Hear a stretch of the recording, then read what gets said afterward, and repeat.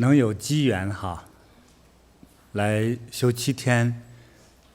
是一件很幸运的事情。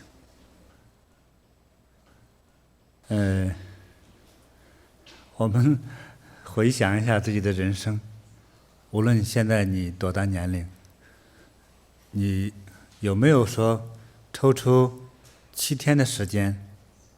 来进行提升自己人生的高度来学习认识自己，认识世界。除了正常上学的时间，我相信多数人都曾经没有过的。大家这一生我是发现，从10岁的人在忙，20岁的人在忙，30岁、40岁、50岁、60岁，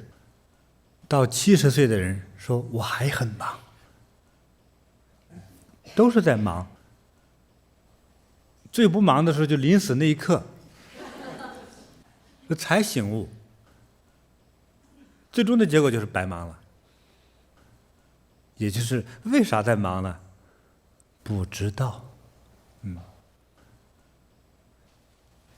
那我们现在在学习的东西，就是认识这个事儿，不要做无用之功，做有用的事儿，做有意义的事儿。还有别瞎忙活，就是越忙的。你想赚钱吧，有的时候越忙越赚不到钱，越累也赚不到钱，越苦当然更赚不到钱了。那苦就是没钱赚，越没钱赚越苦，反而能够不管事业开始了，还是走在人生的路途当中，进行沉淀、思考、再观察。在研究分析之后，再重出江湖，这样的话你就知道有几个重点。我看孩子们打电子游戏他们设置这个电子游戏的人也是挺聪明的，他知道有几个重点要打，没有必要的那些，他也是弄一些小喽啰什么东西来吸引你，消耗你的能量，消耗你的兵力，消耗你的年龄，会打仗的人抓住几个要点，随便打打，收获很多；不会打仗的人，打一些不该打的地方，收获很小，乃至自己还失败。所以真能静下心来，好好来修一修，念念佛，我想对大家的这个人生是很有帮助的。我们大家聚在一起呢，有的时候就听朋友介绍就来了就是叫做来也可以，走也可以，无所谓的感觉。对于一个真正修行有经验的人来说的话呢，其实是非常宝贵的，非常非常宝贵。那我的感受是，学7天改变你一生请你记住，从现在就开始在改变学3天呢，改变30年学7天改变一生，就是这样。这就是一个7呢，是一个天象当中一个很特殊的吉祥数字大家对7字有什么理解吗？3加4等于7，有悟性6加1也等于7，是不是4加2也等于7其实我的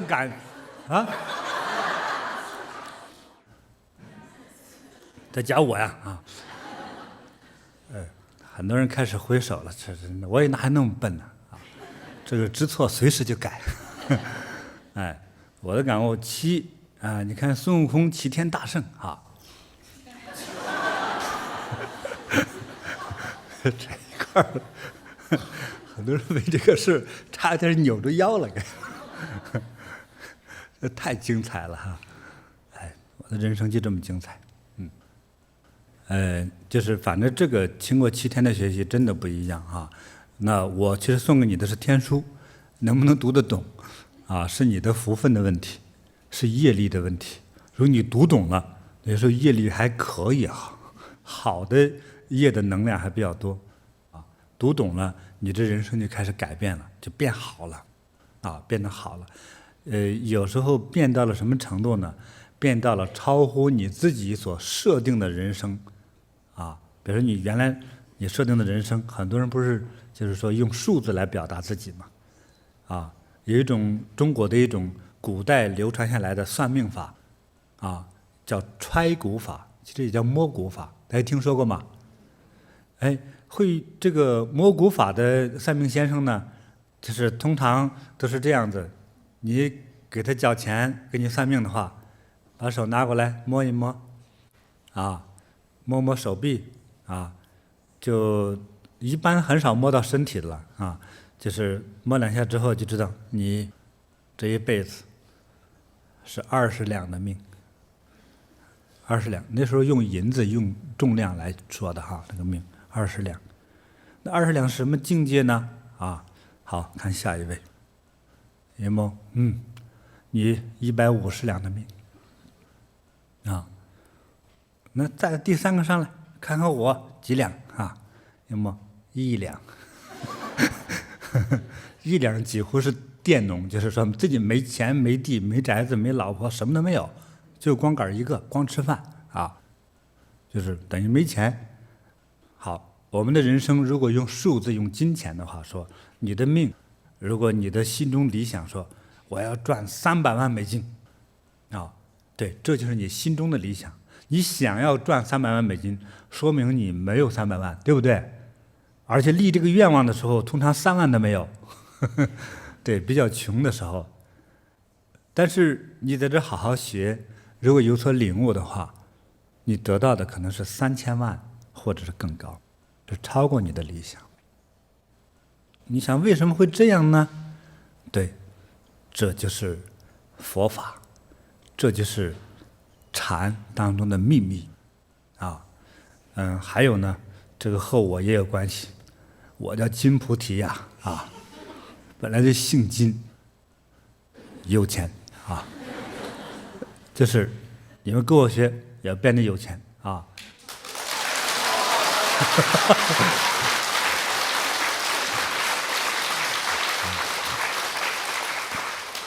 但是世界上姓金的不一定都有钱对呀，那个姓金的没钱，那是不开悟，因为很多人端着金饭碗要饭，对不对？这个仁者见仁，智者见智，看你有没有这个福气来领悟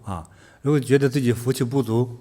我那也是很善良的提醒你，有一个补救的办法，大家知道吗？多布施，多修行在最快速的方法，多听我这种人给你讲讲课，讲讲道理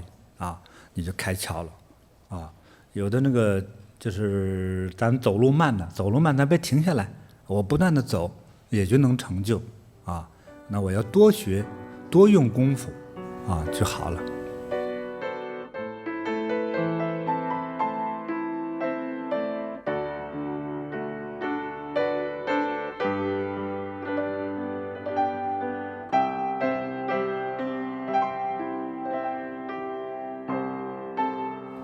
回到我们的命上来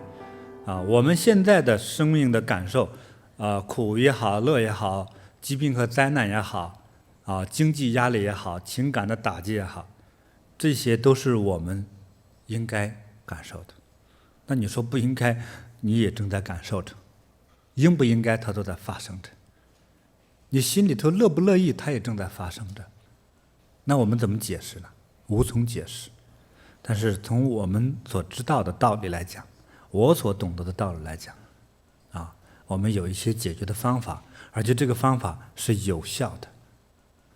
其中一项就是对我们的祖宗给我们遗传的这个人，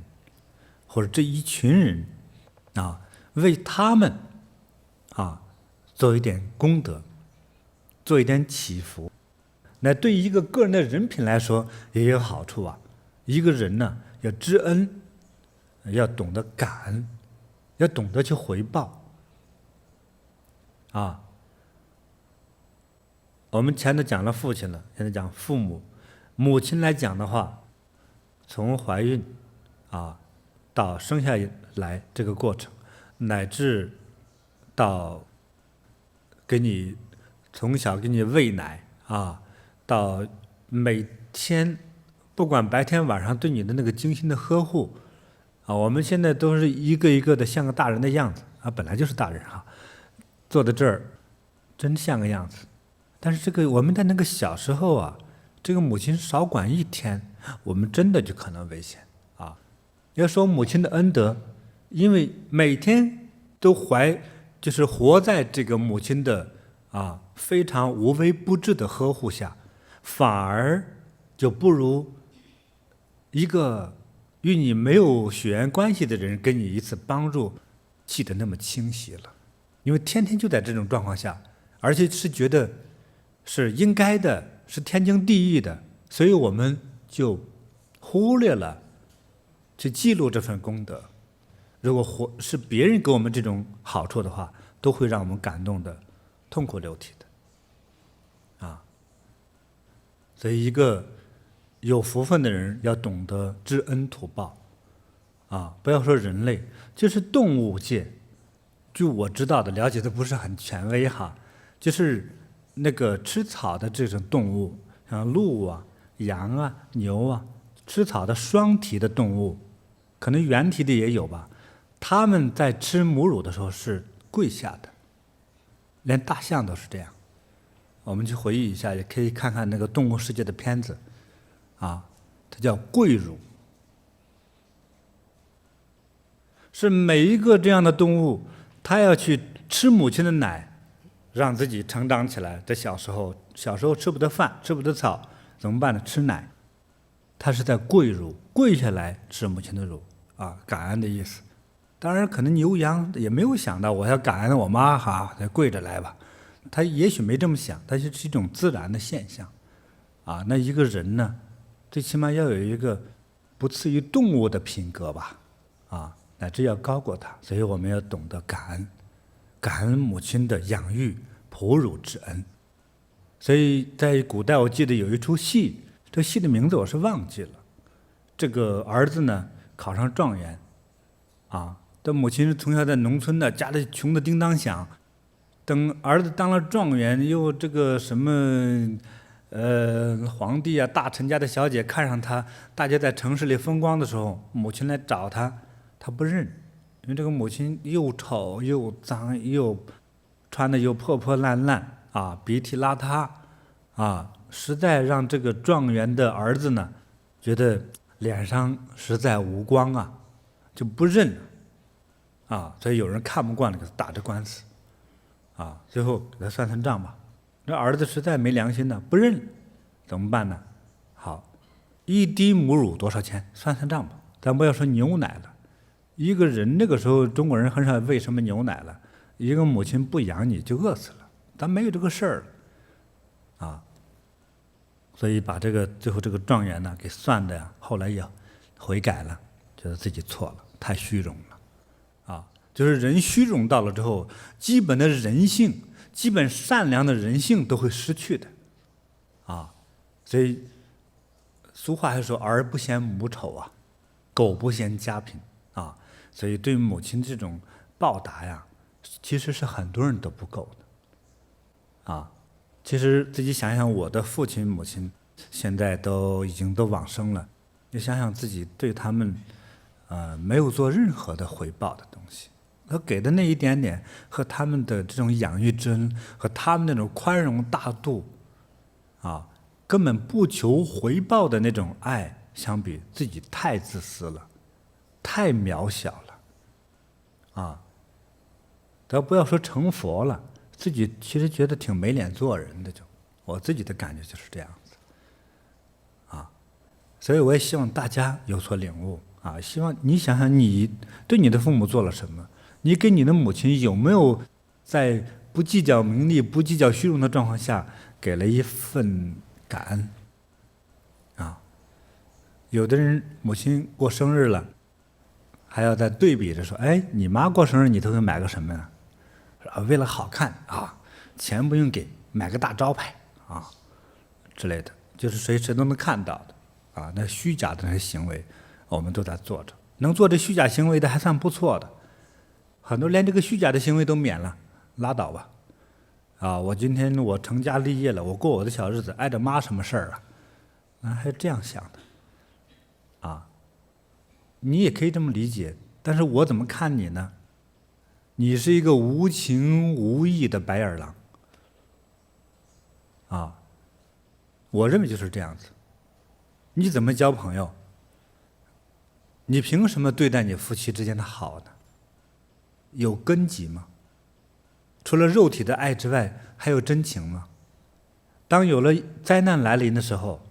第一个逃跑就是你。这样的夫妻都不好做，这样的朋友不可交啊！你对你爹妈都无情无义，对朋友呢，只能说我用得着他，我就交往他了。我这样说也许会提醒到所有的人，也许会伤害到你，但是你应该被伤害，应该被刺痛。我们现在再解释一下，那你的病是怎么来的？你为什么有这么多障碍和烦恼呢？先忘掉你孝敬父母的事情。我想有些疾病，有很多人生的障碍，正是你无德、无孝、无情、无义的行为而引发的。父母在世，你也会遭报应；父母死了，你更遭报应。他变成鬼了，更方便报复你了。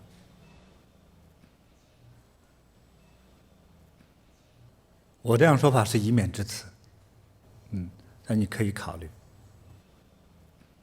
讲课当中有意无意的讲到了面相，说这个鼻子呢，通常很明显的往左边歪的，通常是少年丧父；明显往右歪的，少年丧母。歪得很厉害的，还有作为女人来说，可是青年丧夫。后头这一句你还不知道呢非常恐惧。我们为什么有这么多的不如意？我们为什么说我们发生这些问题之后，而在脸相上都能发生呢？脸相不就是命相吗？对，这么多的坏事发生之后，难道你的命运不会受到惩罚吗？会。生你的父母亲如果心中对你有怨恨的话，你能顺利吗？比如说你母亲病了，你不去看她，你有空看她，但是你就贪玩或者在贪爱而不去孝敬的时候，你会找一个借口，你的借口说，妈，我失业了，我正在找工作，我也没有路费看你，那么你的一生就会得到这个结果。还有说爸病了对不起你其实是找借口说谎话，就是我正好也受伤了，我的腿摔断了，我正在治疗，通常不出3年，你的腿一定会断。信不信由你。我看过无数的故事，我看的故事不是书上来的，是我看到的。我接触很多人，我在和大家接触之中，我都在收集着这些讯息。所以我们今天的好坏，其实与我们的祖宗有直接的关系，与我们的父母亲特别有关系。我说有时候兄弟姐妹，有时候还能图个回报，将来给你照着算账父亲母亲不会的所以我们为父亲做了很多的祝福诵念。我希望大家为母亲的祝福诵念再真诚一些。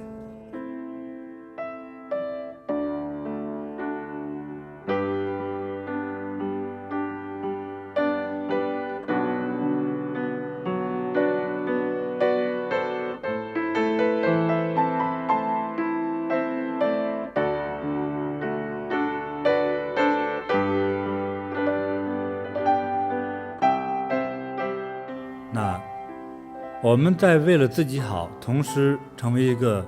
这个品德高尚的人呢，要感父母恩。我们为父亲诵念，想起一些父亲的好处来，再后来为母亲诵念，想不到母亲的好处，因为天天对你好，就变成就是应当的，因为你一生下来，你妈就给你喂奶呢，不管喂自己的奶还是喂瓶子里的奶，反正这是应当的。所以他睁开眼看到这个世界，就他应该在喂我的，或者你看到的这个环境，这都应该，这就是我生长的环境，觉得应该如此，所以就不觉得能感恩。但是什么时候他觉得那种这种情重呢？就是当母亲去世的时候，你所有的情感像洪水一般爆发出来，其实你也说不出的委屈，伤痛，就是血脉相连母亲可以说把你从小拉扯大，那个过程是非常非常艰苦的。为母亲去祈福，有很多人还找不到动力，总觉得没有必要念呢，念得那么认真何苦呢？你的母亲怎样我不知道，我讲讲我的母亲。在我的印象中，她只有做一件事，就是干活，为孩子服务。所以现在想自己那个小时候成长的过程中，什么都不懂，贪玩懒惰呀，现在回想很惭愧。那我母亲做的什么工作呢？在我最小的时候就不知道了，在家乡农村我也不知道。当我有印象的时候，她做的是建筑工地的装卸工。一个男人，特别壮的东北大汉，现在就说西人吧，大男人，最多如果当做工作的话，你能扛2袋或者一次扛1袋就不错了，很少有人动着力气。我母亲在肩上一次扛4袋，她不是爱干活，她怕就是这种份工作，那个收入极低，不是高收入，极低。在中国的当年，干的越付出体力越赚不到钱。比如说一个工人赚200块钱的时候，正常的技术工人，而他赚到60-70块钱，就干这么苦，每天回到家呢，衣服都拧出水来，每天如此，一大早就起来，他还要早晨把我喊起来，我还要去修炼，所以一天睡不了几个小时的觉。所以一到中午吃2口饭之后，马上就会倒地，就会睡觉睡着。那为了养活我们怎么办呢？他做了一个普通人最难以放下架子的事情，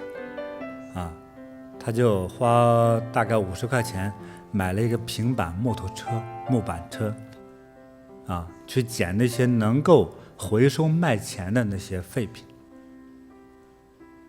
就一个人拉那个车子。那在青海地区，它是高原地方，本来就是山坡什么都有，那个你拉这个空车都很难。又是个女人，年龄那么大，还受过严重的伤，在小时候被饿的有咳嗽的病，她就闲着没事坐在这都咳嗽，就这样的状况下，她做了这样的工作。这些事情听起来是很平淡的，但是这母亲已经走了，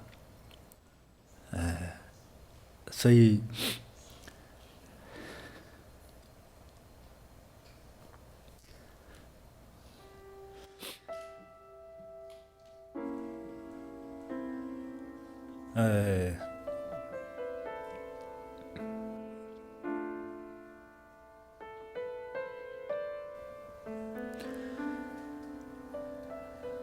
所以我教大家念佛的时候，去为父母亲念佛，我不乐意提到自己的母亲，但是我也相信我的母亲如此，她的付出不是她天生的命贱，乐意干活，不是。这些孩子们都在这等着吃饭，但是我们只知道去抢着盛饭吃饱了，往往最后有时候我们不懂事，甚至一口汤都没给他剩下，他一样去上班，没有任何怨言，就没有。到老到躺到病床上，我没有听到过一句怨言。我讲的这么平淡，我想有时候我在想，可能我都做不到。会抱怨，给他买件衣服，他肯定非常高兴，但是我给他的衣服他都舍不得穿，都放起来。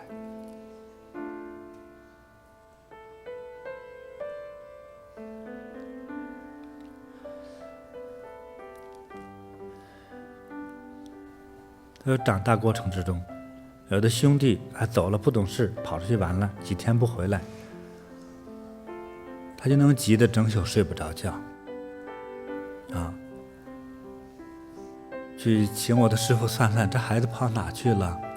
算算还不踏实，再找那瞎子算卦的，再算算怎么样了，没有任何危险吗？他在哪个方向啊？他爸你去找找去，就是这样。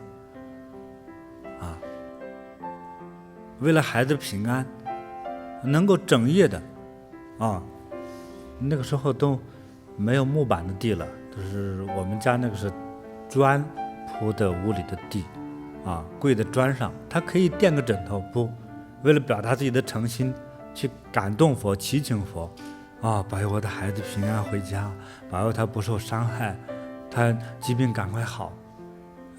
他可能也不会念经，但是用自己的真诚在祈请佛菩萨保佑。做的事情太多了，我们说到的只是一点点，10万分之一。其实每位母亲都是爱孩子，爱自己的孩子，那实在是没有什么可讲的，一点虚假都没有。爱自己的孩子，爱自己的孩子胜过爱自己的生命。女人爱美，但是所有的母亲的爱美，先爱了孩子之后再照顾到自己。但是所有有了孩子的女人，都会先照顾到孩子的健康和成长，才想到自己。我们有这样的机缘在一起，来修行认识自己，那我只是引进门，偶尔在母亲生日甚至还有是忌日还有父母亲结婚纪念日过一些节日的时候，其实你用心里头一种感恩的心去陪伴他呀，真正的去满足他此刻需要的东西，我觉得这就是真正的一种感恩的回报。还真的不在于给多少钱，买多少表面的东西，不是这样子，是用真心对真心，就像我们念佛一样，那就是最好的。如果你养过孩子，你就知道做父母亲是怎么疼爱孩子了，多么的无微不至，多么的细心，牺牲自己，让自己变丑了，变老了，长皱纹了，白头发了，甚至是献出生命其实他们那份执着就是绝对不可惜，不在乎自己，就是好像儿女的出现就是父母亲生命的延续比爱自己要爱得多了，所以是把自己奉献出去的那父母亲是这样子，所以我们在想到我们的 DNA， 我们的遗传基因，我们的业力怎么样改变呢？从回报父母亲开始所以父母亲我的感觉就是我们生命中的佛和菩萨。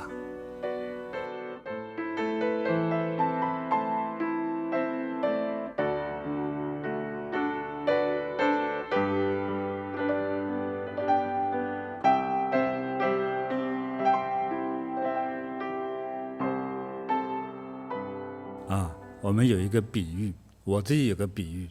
观世音菩萨在我的生命中像母亲一般，一直呵护着我那我就想，如果我们想改变我们现在的生命状况，让我们变得更健康、更完美这个家庭更幸福，事业更顺利、更庞大你拥有你希望你所拥有的一切，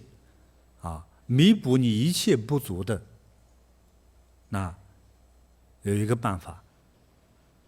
我们的母亲，我们可以想象成，其实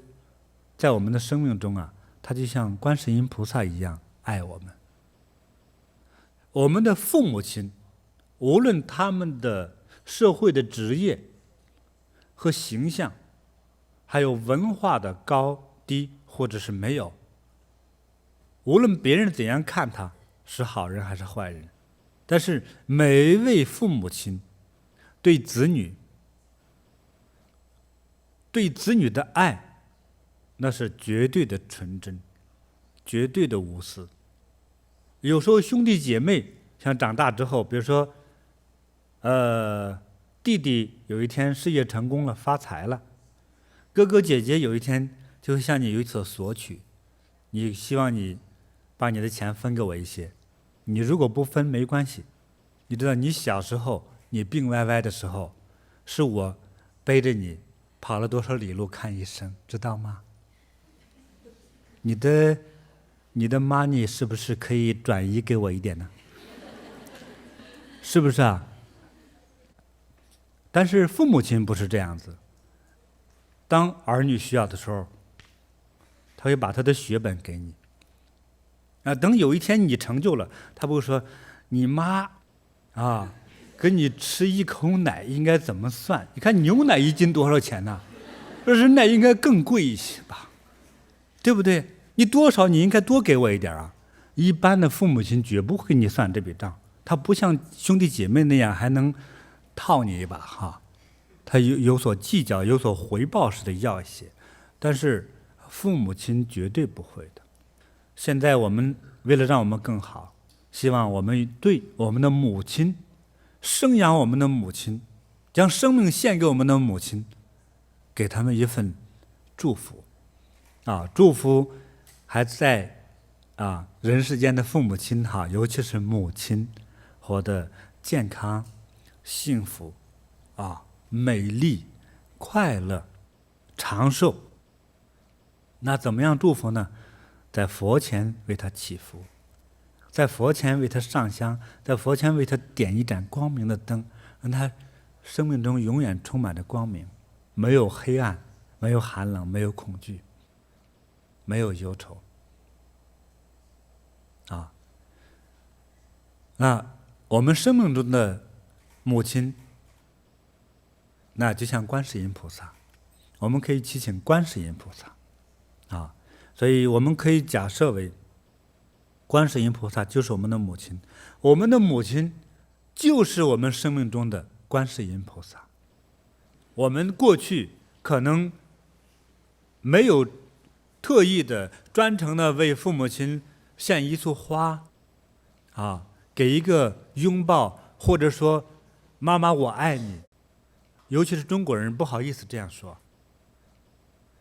没有过特地的为他买一个礼物，没有。有些成年人成了家之后，为父母亲有一点孝敬，还在一种攀比乃至虚假。但是父母亲对我们的爱没有丝毫的虚假呀。为了让我们更好，先让我们的父母亲好起来，现在就给母亲祈福。在世间的我们已经知道了，让他们得到一切美好。那么已经往生的母亲，让他往生，我希望的东方琉璃世界永远没有烦恼，没有忧愁，没有死亡，他一切生命所需都能获得最完美最好的。只要你真诚的在佛前，在观世音菩萨前祈求，就能得到。你想，你作为一个儿子，也是女儿，你在今天之前有多少次主动的去关心我们的母亲，去爱我们的母亲，哪怕给她一句精神的安慰的话，有过吗？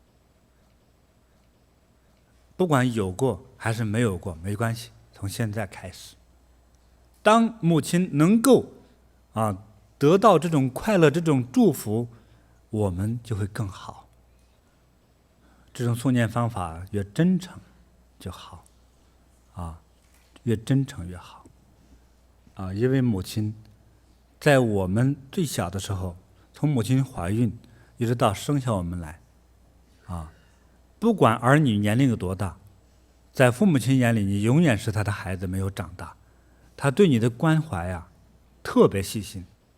最细心的就是我们越小的时候。其实母亲如果离开我们2个小时，如果没有一个放心可靠的人照看，我们就可能死亡和受伤如果你已经做了父母亲，你自己是深有体会的。所以从母亲怀孕开始，尤其是生下我们来之后，母亲就再也睡不了完整的觉了。一个人睡不好完整的觉，皱纹会增加多少有的人母亲已经离我们而去，但是我们从来没有过一份的回报和孝敬是多么遗憾呢！当明白这个道理的时候，我们亲人已经离我们远去了。